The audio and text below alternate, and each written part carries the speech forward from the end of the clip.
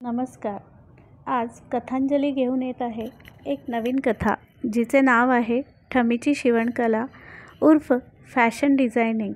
कथेच्या लेखिका आहेत कल्याणी देशपांडे आणि अभिवाचन आहे सौ स्वाती कुलकर्णी यांचे. चला तर मग करूया कथेला सुरुवात. ठमी, जा बरं शेजारच्या टेलर मावशीकडून तुझा फ्रॉक शिवायला टाकलाय 15 दिवसांपासून तो झाला का बघून ये बरं. ठमीची आई म्हणजे माझी आत्या. मी ठमीकडेच खेळत असल्याने मी सुद्धा ठमीसोबत टेलर मावशींकडे गेले. तिथे जाताच हँगरला लटकलेली पूर्ण झालेल्या कपड्यांची रांग, अर्धवट शिवलेल्या कपड्यांची चळत, मोजायचा टेप, कात्र्या, रंगीत चपटे चौकोनी खडू हे सगळं आम्हाला दिसलं. पण ह्या सगळ्यात शिंपी मावशी कुठेच दिसत नव्हत्या. आम्ही इकडे तिकडे आजूबाजूला बघितलं, शेजारच्या दुकानातसुद्धा विचारलं. आत्ताच तर दुकानात होत्या असंच उत्तर आम्हाला मिळालं. पण दुकानात तर त्या अजिबात दिसत नव्हत्या. अशा दुकान उघडं टाकून गेलात तरी कुठे. तेवढ्यात ठमीने तिच्या वजनदार आवाजात हाक मारली, ओ शिंपी मावशी, कुठे आहात हो. अचानक कपड्याची भली मोठी चळत हलली आणि त्याखालून टुणकन उडी मारून शिंपी मावशी आमच्यासमोर उभ्या राहिल्या. बापरे, तुम्ही त्या कपड्यांच्या ढिगाखाली होत्या. कमाल आहे. अगं हो, एका बाईने तिच्या नऊवार पातळाला फॅशन डिझायनिंग करून मागितली. त्याच्या काठाला छोटे छोटे आरसे लावायचे आहेत. ते करत असताना कधी मला झोप लागली कळलंही नाही. शिंपी मावशी जांभई देत म्हणाल्या, मला माझ्या आईने पाठवलं. माझा फ्रॉक झाला का. ठमी, तुझं नाव काय आहे. अरे हो, ठमी नाही का तू. तुला कसं विसरेन मी. तुझा फ्रॉक शिवताना काय काय सूचना दिल्या होत्या तू. बाप रे बाप. आणि हो, या पंचक्रोशीत तूच एक अशी बालिका आहे जिचा फ्रॉक शिवायला 5 मीटर कापड लागते. शिंपी मावशी हसत म्हणाल्या. तशी ठमी कौतुकाने ओव्हरलोडेड झाल्यासारखी चक्क लाजली. हा गुण ठमीचा मला फार फार आवडतो. तिला कोणी काहीही बोलो, ती त्यातून पाहिजे तो बरोबर अर्थ काढते. हा बघ, जवळपास झालेलाच आहे. थोडं काम बाकी आहे. 15 मिनिटात होईल. तोपर्यंत तुम्ही घरून जाऊन येता का. नको नको, आम्ही घरी गेलो आणि त्या कपड्याच्या ढिगात तुम्ही पुन्हा गडप झाल्या म्हणजे.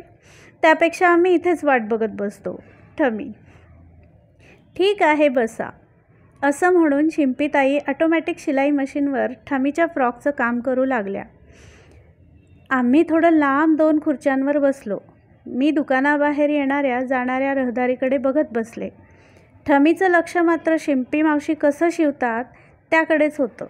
ज्या स्पीडमध्ये टेलर काकूंचे हात फिरत होते त्याच स्पीडने ठमीची नजर फिरत होती. हळूहळू खुर्ची सकट सरकत सरकत ठमी टेलर काकूंच्या अगदी जवळ जाऊन बसली. काकू, तुम्ही शिवण क्लास घेता का. ठमी, का गं, तुला शिकायचं आहे का. हो, मला फार इंटरेस्ट आहे शिवणकामात. ठमी, मला एकदम धक्काच बसला. ठमीला कालपर्यंत सुईमध्ये दोरा ओवता येत नव्हता आणि आज अचानक शिवणकाम शिकण्यात इंटरेस्ट निर्माण झाला. कमाल आहे. नक्की ही पुढच्या धोक्याची नांदी आहे हे मला कळलं आणि मला धडकीच भरली. शिकवेन ना, त्यात काय मोठं. उद्या येताना एखादं कापड घेऊन ये. टेलर काकू. ठमीचा एकदाचा फ्रॉक रेडी झाला आणि आम्ही घरी आलो. घरी आल्या आल्या तिने नवीन फ्रॉक परिधान केला आणि आरशासमोर ह्या त्या अँगलने बघत, तरी मी जसं म्हटलं तसं एक्झॅक्टली शिवला नाही या काकूंनी. हा पॅच इथे पाहिजे होता, ही लेस इथे पाहिजे होती. असं बराच वेळ करून झाल्यावर तिने फ्रॉकचा घेर दोन्ही हाताने पकडून लांब लांब पावलं टाकत इकडून तिकडे फिरत घरात ऐलान केलं, हे बघा मातोश्री, आमचा पोशाख आमच्या मनाप्रमाणे खचित झालेला नाही आहे. आम्ही ज्या सूचना टेलर काकूस दिल्या होत्या त्या त्यांनी तंतोतंत पाळण्यास कसूर केलेली आहे. त्या कारणास्तव आमचा हा असा मनसुबा आहे की आम्ही स्वयं ही कला का न शिकावी. त्यामुळे आपण क्षणाचाही विलंब न करता आम्हास ही कला शिकण्याची अनुमती द्यावी ही विनंती. आपण आम्हास अनुमती द्यालच अशी आम्हास खात्री आहे. त्यामुळे तुर्तास आम्हास एखादं वस्त्र प्रदान करावे प्रयोग करण्यास्तव. ठमी, कोणतं कापड द्यावं बरं तुला. ठमीज मॉम. आम्हास वाटतं हे वस्त्र आपण कित्येक काळापासून परिधान केलेलं नसल्याने प्रयोग करण्यास योग्य आहे, किंतु ते जीर्ण नसावं ह्याची खात्री करून घ्यावी मातोश्री, असं म्हणून ठमीने कपाटातील एका चंद्रकलेवर अंगुली निर्देश केला. कोणती म्हणतीये तू? असं म्हणत आत्याने जवळ जाऊन बघितलं. ए मेले, माझी पैठणी आहे ती बरे देणार मी प्रयोग करायला. ठमीज मॉम. मग प्रयोगास्तव आपण हे वस्त्र दिलं तरी चालेल, तसेही जीर्ण झालेलं आहे.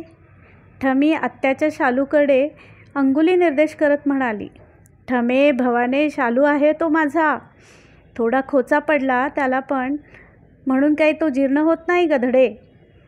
तेवढ्यात ठमीच्या आजीने तिला आवाज दिला आणि एक नऊवारी पातळ देत म्हटलं, हे घ्या ठमी सरकार, आमच्याकडून आपणास हे धटवट नऊवार प्रयोगास्तव भेट म्हणून स्वीकारा आणि आमच्यावर कृपादृष्टी ठेवा ठमी सरकार, असं म्हणून तिच्या आजीने तिला कोपरापासून दंडवत केलं. झालं, आमचा शिवण क्लास सुरू झाला. आधी टेलर काकूने कात्रीने कसे एका रेषेत कापड कापायचे हे शिकवलं. हळूहळू शिलाई मारणं शिकवलं.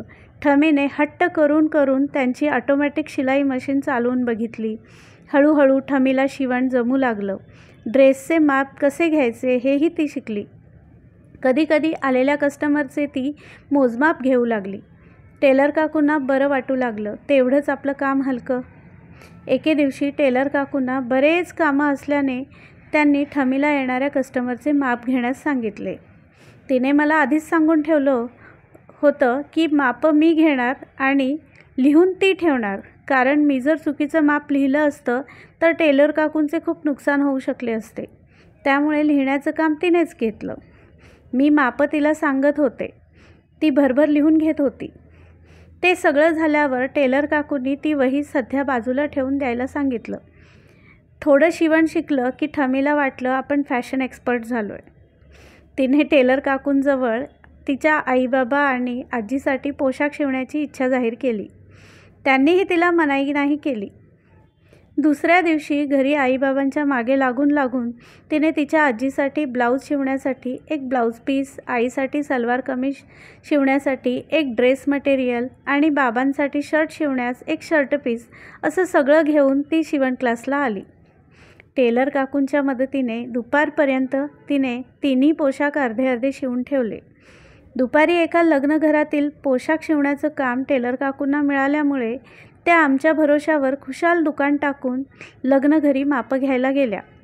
इकडे ठमी शांत बसायला तयार नव्हती. तिने ओव्हरटाईम करून करून तिच्या आई, आजी आणि बाबांचे पोशाख पूर्ण करून टाकले. टेलर काकूंना दुकानात यायला संध्याकाळच झाली. आल्यावरही त्या फार बिझी होत्या. आम्ही त्यांचा निरोप घेऊन घरी आलो. ठमीने घरी आल्या आल्या मोठ्या उत्साहात सगळ्यांना ढॅनटॅडॅन करत सरप्राईज दिलं. तिघांच्याही हातात तिने त्यांचे पोशाख देत म्हटलं, जा हे पोशाख परिधान करून मला दाखवा.